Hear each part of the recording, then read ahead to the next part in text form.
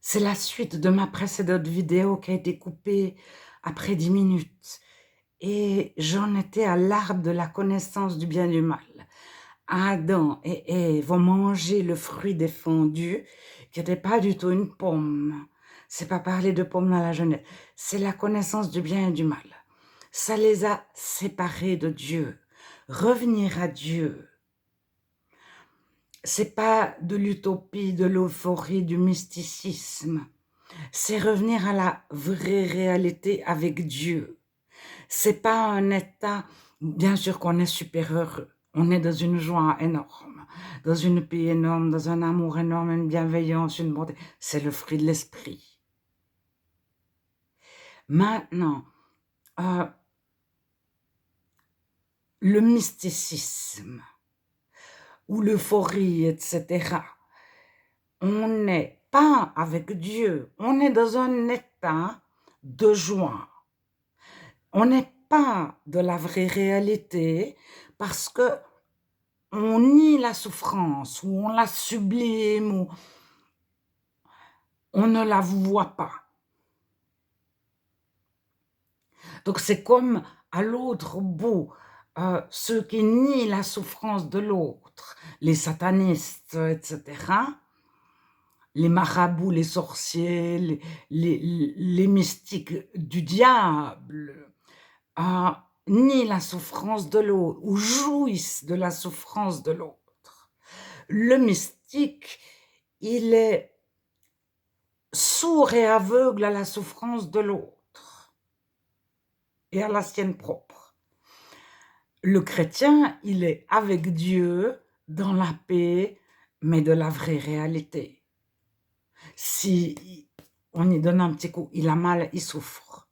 Alors, je reviens toujours au même exemple du chihuahua et du Saint-Bernard ou du chien des Pyrénées ou du chien du Tibet. Alors, vous vous représentez Dieu, c'est un Saint-Bernard, un chien des Pyrénées. Vous lui mettez 3 chihuahuas en face de lui. Mais le Saint-Bernard, il dort.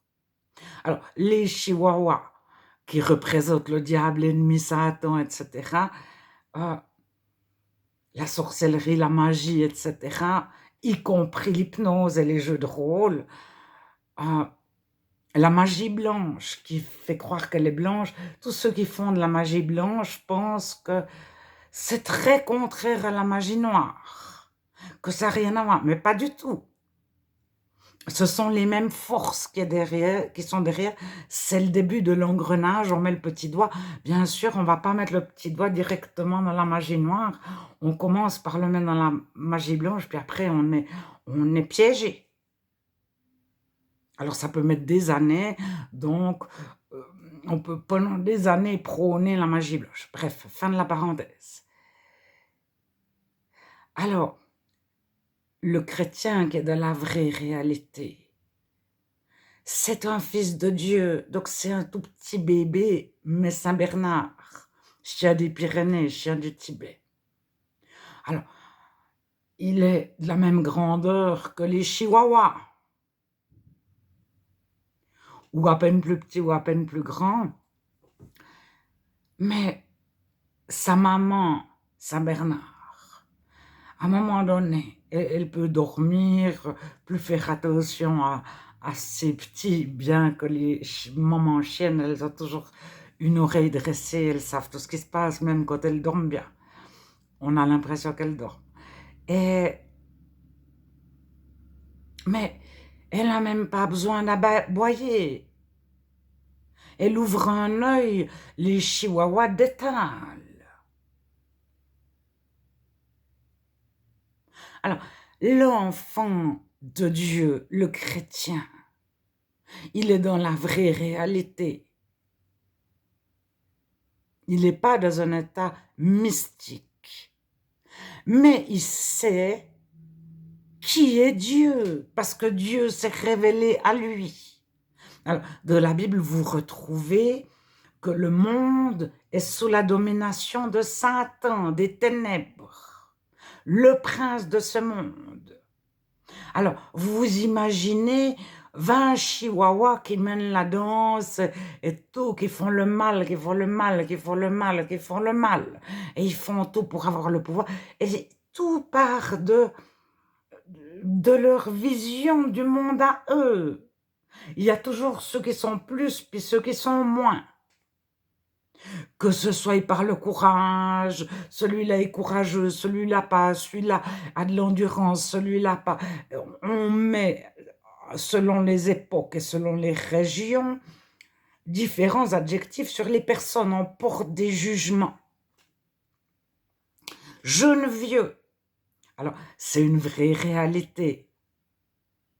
Mais on peut mépriser, ça peut être péjoratif. C'est-à-dire, ces vieux, ils sont quand même vieux, etc. Ils sont plus dans le coup, ils comprennent rien, etc. Ces jeunes sont trop jeunes, etc., etc. Ou ça peut être débordant de l'amour de Dieu parce qu'on se sait tellement aimé de Dieu. Lorsque Dieu se révèle à nous, à part sa puissance, c'est son amour. Alors, lui nous montre que il est le Saint Bernard et puis que les petits chihuahuas. Alors, au moment où on a une révélation de Dieu, soit tous les petits chihuahuas, on les voit plus pendant un temps, mais un jour, ils vont revenir. Puis alors, ils vont nous se jeter devant nous. On voit plus notre maman Saint Bernard comme les nuages cachent le soleil.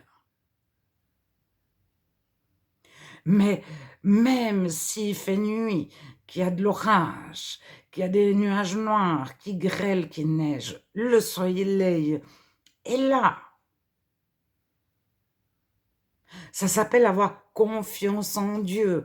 Ça s'appelle l'épreuve de la foi, de la confiance en Dieu. Alors quand on passe par le tourbillon de l'épreuve de la foi, on est assailli de doutes. Mais est-ce que Dieu existe? Quel Dieu? Comment est-il? Tu es sûr que Dieu t'a fait telle promesse? Parce que Dieu, c'est le Dieu des promesses. Alors, des fois, on s'invente des promesses que Dieu ne nous a pas promis. Parce que c'est écrit dans la Bible.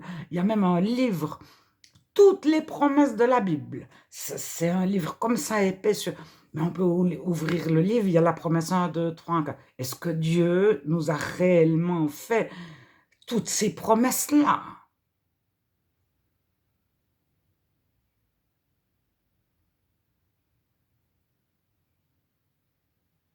Alors, quand on est dans l'épreuve de la foi, est-ce que vraiment Dieu t'a fait une promesse ou etc., etc. Est-ce que vraiment Dieu fait des promesses? On remet tout en question. C'est-à-dire que c'est pas nous-mêmes, mais on est assailli de remises en question. Assailli de chihuahua, des fois même déguisés en Saint-Bernard. Et c'est Jésus dans la barque. Il dort, la barque est en train de couler, les disciples paniquent, puis Jésus dort. Mais Jésus n'a jamais eu peur de couler. C'est pas possible de le détruire. Alors, l'antichrist contre Jésus-Christ, qui existe de tout temps, il a dans l'idée que s'il n'y a plus de chrétiens, il y aura plus de religion chrétienne. C'est-à-dire, c'est pas une religion. Il y aura plus ceux qui suivent l'évangile, les paroles de Jésus, ce que Jésus a dit. Il y aura plus l'enseignement de Jésus. Donc, il y aura plus Dieu. Mais l'Antichrist souhaite supprimer tous les chrétiens ou les faire taire, ça n'existe plus, surtout ceux qui existeraient. Il faut surtout qu'ils aient l'air idiots, qu'ils aient l'air illuminés, colériques, bornés, etc., etc., fondamentalistes. Surtout que ça donne envie à personne d'être chrétien. Mais personne ne peut supprimer Dieu et personne ne peut supprimer le fait que Dieu il est mais 500 000 fois au-dessus de l'antéchrist, donc du satanisme, de la sorcellerie, de la magie noire, blanche, etc., etc. C'est tout petit, tout petit, tout petit, c'est des petites fourmis.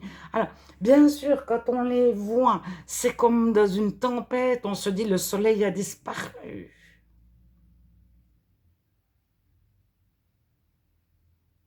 Et si le soleil n'existe pas? Et s'il ne revient pas demain? Alors, le chrétien, ben, c'est ça, quand il a une révélation de Dieu, il sait que Dieu existe et qu'il est là. Alors, lorsqu'on est curieux, on y pense tous. Ou lorsqu'on devient un chrétien adulte, stable, etc., on peut goûter à la connaissance du bien et du mal, on va se mettre à juger. Je fais mieux. Mais depuis que je suis chrétien ou chrétienne, j'ai fait ça de bien, ça de bien, ça de bien. Puis c'est tellement facile d'être chrétien. Mais de dire oui, non, c'est tellement facile. Pourquoi les autres, c'est si compliqué de refuser quelque chose Mais c'est... Et on tombe, on chute à cause de l'orgueil. Alors, certains se minimisent ou se valorisent, ça va ensemble, souvent. Moi, je suis mieux, moi, je suis moins bien. Toi, tu as fait faux, moi, j'ai fait juste, moi, je fais faux, moi, je fais juste, etc., etc. On juge. Et quand on est chrétien, on voit très, très bien si les autres font juste ou faux. Mais on n'a pas... On a le discernement de ce qui est juste et faux, pour soi-même, pour chacun, mais on n'a pas de colère, d'orgueil, de souffrance, par rapport à ce qui est juste ou faux. Oui, on peut avoir une souffrance, mais on n'est pas révolté ou on n'est pas affecté. Ça ne fait pas perdre de la valeur. On ne considère pas les autres comme mieux ou moins bien, comme des belles personnes. Toi, tu es une belle personne, toi, tu n'es pas une belle personne. Non. Moi, je suis une belle personne. Alors, revenir à Dieu, c'est savoir qu'on a tout reçu de Dieu.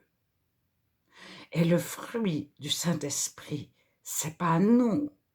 Quand on aime, on ne peut pas s'enorgueillir d'aimer. On ne peut pas retirer un certain plaisir à aimer.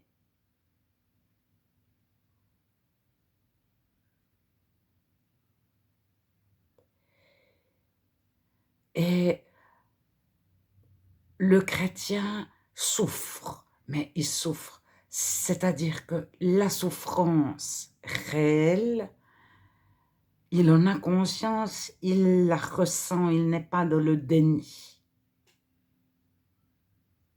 Et la souffrance de l'autre, il la voit, il n'est pas dans la dénégation, il y a un vocabulaire énorme. Mais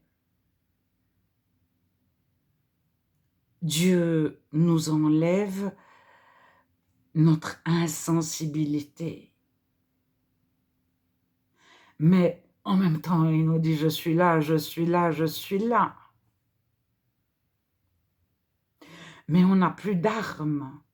Mais on a Dieu. Mais on n'a plus tout ce qui va avec la carapace. On n'a pas de système de défense. Ah, taillot, taillot, j'arrive, moi je suis plus fort que toi, etc. Mais écoutez le journal télévisé, le téléjournal, lisez les médias. Alors, le monde de la finance, c'est des requins. Le monde ceci, c'est des requins. Ah, c'est un panier de crabes. Ceci, mais on sort de ça.